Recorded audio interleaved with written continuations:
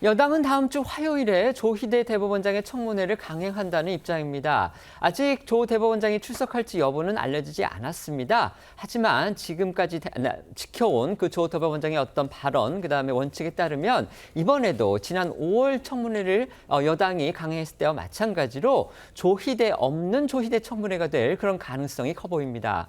국민의힘은 또 이에 맞서서 이른바 조희대 음모론 청문회 이 안을 꺼내들었습니다. 네, 최근 법사위에서 연일 민주당 소속 추미애 법사위원장과 전쟁 아닌 전쟁을 벌이고 있는 국민의힘 나경원 의원이 제안을 한 건데요.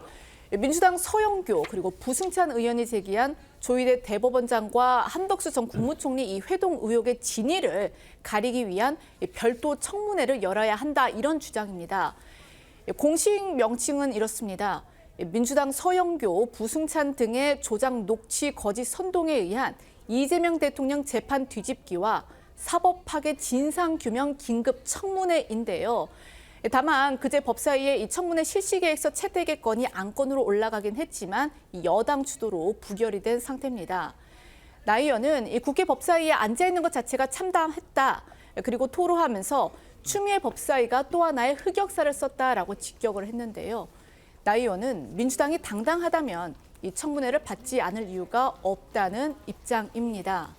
이런 가운데 이재명 대통령의 이 국정 수행 긍정 평가가 이 취임 후 최저치를 기록했다는 한국갤럽 조사 결과가 나왔습니다. 이 대통령이 국정 수행을 잘하고 있다라는 응답은요 55%, 잘 못하고 있다는 응답은 34%로 집계가 됐습니다. 민주당 지지도 또한 이 대통령 취임 후 처음으로 30%대로 내려가면서 이 동반 하락세를 보였는데요.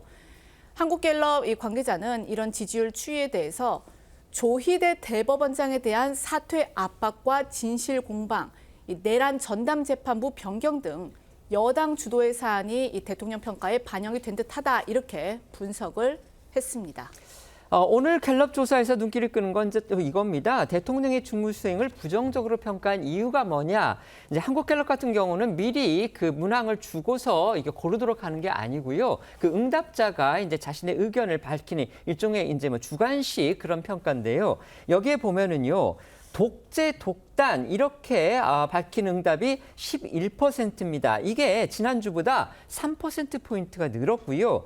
그다음에 대법원장 사퇴 압박, 사법부 흔들기라는 이 항목이 처음으로 이번 주에 등장을 했는데 이게 5%를 기록을 한 겁니다.